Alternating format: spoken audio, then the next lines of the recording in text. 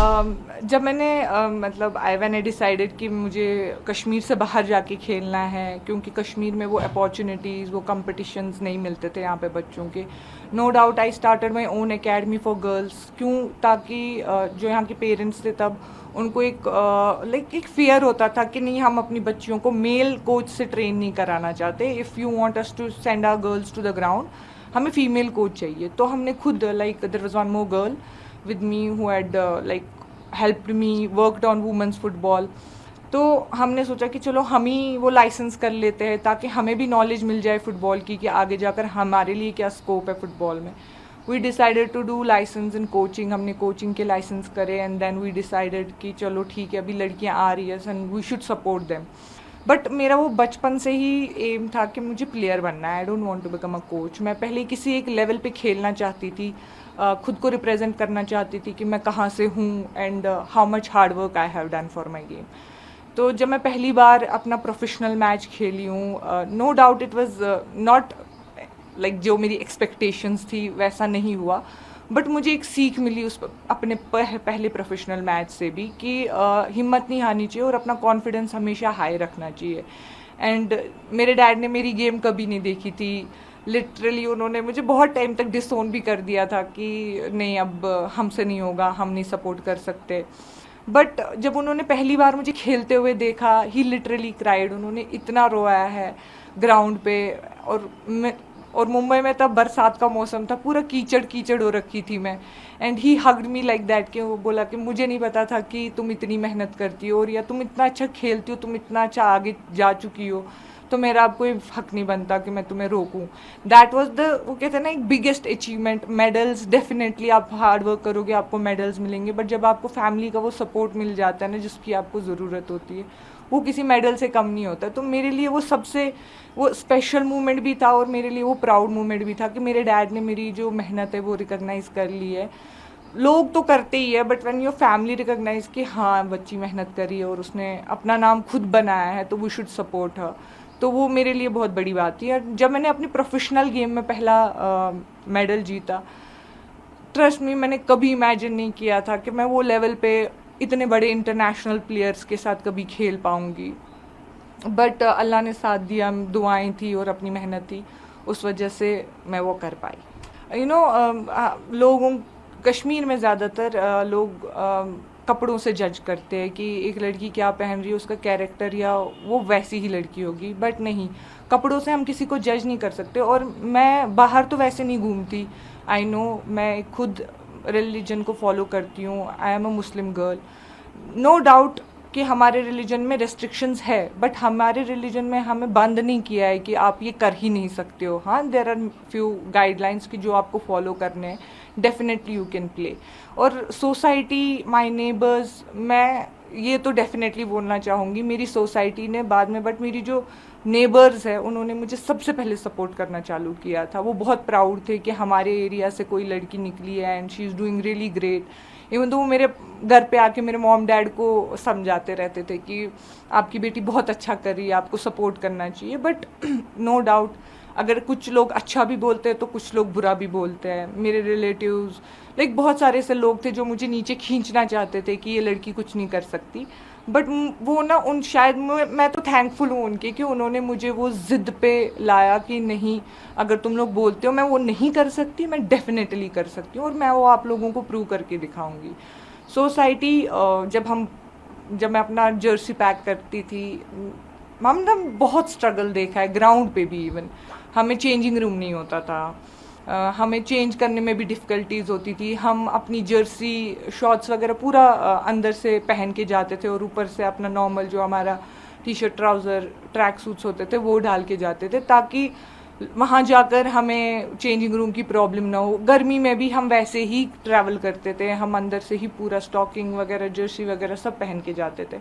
But आहिस्ता आहिस्ता फिर जब there was a sports secretary of our, Wahidur Rahman परा, उन्होंने बहुत ज़्यादा हेल्प करी है हमें। मतलब अगर वो नहीं होते उस टाइम पे तो डेफिनेटली मैं भी आज यहाँ पे नहीं होती, क्योंकि उन्होंने वो फिर मतलब वो कहता है ना कि अगर आपको किसी आगे जाने की ज़रूरत है, you need that moral support. Financial support होने की ज़रूरत नहीं है, if you have that moral support तो आप आगे जा सकते हो। तो वो एक मॉरल सपोर्ट थे मेरे लिए कि वो हमेशा मुझे पुश करते थे कि नहीं, अगर तुम निकली हो तो नाउ डू समथिंग, ताकि लोग भी बताए कि नहीं अफशान ने कुछ तो कर दिखाया।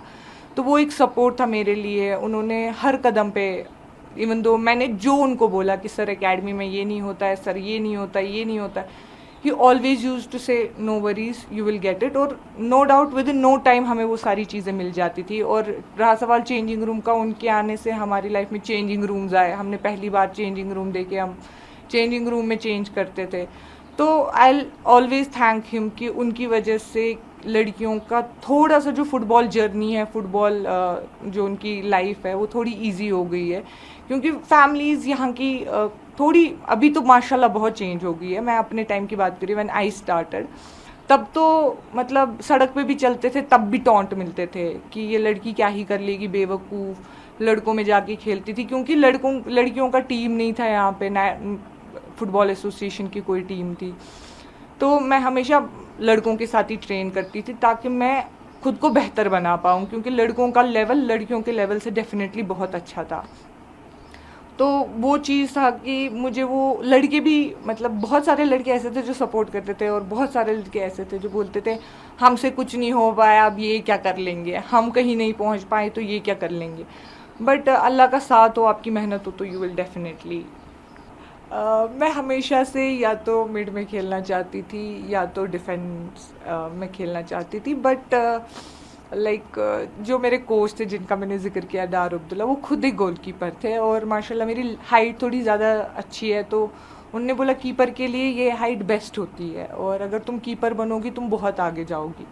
बट मेरा वो इंटरेस्ट नहीं था। तो जब ट्रेनिंग भी होती थी, वो मुझे कीपिंग की ट्रेनिंग कराते थे, मैं फिर भी गोल पोस्ट छोड़ के आगे जाती थी, भागती थी खेलने के लिए। तो वो मुझे बहुत डांटते थे।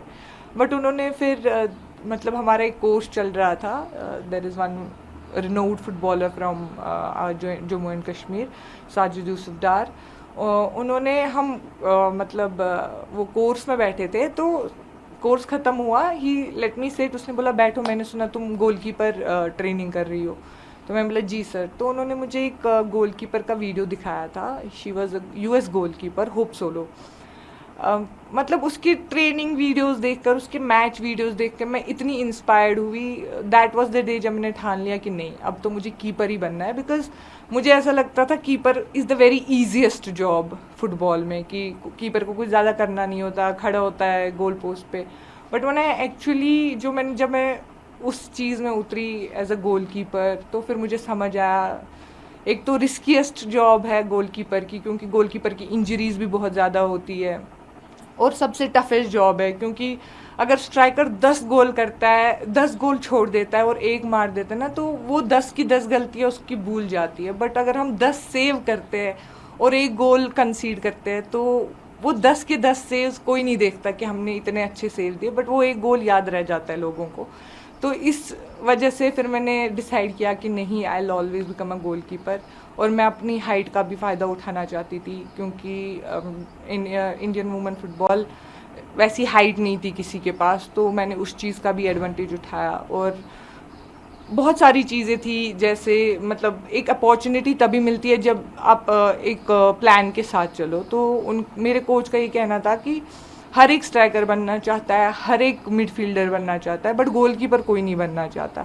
And you will get less competition. But वो तो यहाँ पे लेस कंपटीशन था, but when I went out, तो देखा कि सबसे ज़्यादा भीड़ तो गोल कीपर्स की है। एंड उन कीपर्स में फिर खुद को आउटस्टैंड कराना, शाइन कराना कि नहीं यू आर द बेस्ट, ताकि तुम्हें अपॉर्चुनिटीज़ मिले, वॉज हार्ड। बट मुझे लोगों ने बहुत सपोर्ट दिया बाहर भी। जितना सपोर्ट मुझे कश्मीर में नहीं मिला, डेफिनेटली उतना सपोर्ट मुझे बाहर मिला। उन्होंने दे वर हैप्पी कि कश्मीर से भी कोई लड़की इतना गट्स करके बाहर आई है, and by all her own, कि वो सब अकेले कर रही है। तो उन्होंने भी मुझे सपोर्ट किया, अपॉर्चुनिटीज़ दी मुझे। और वो कहते हैं ना कि जब आप किसी चीज़ को चाहते हो ना सच्चे दिल से, तो डेफिनेटली लोग भी आपको पुश करते हैं उस चीज़ के लिए।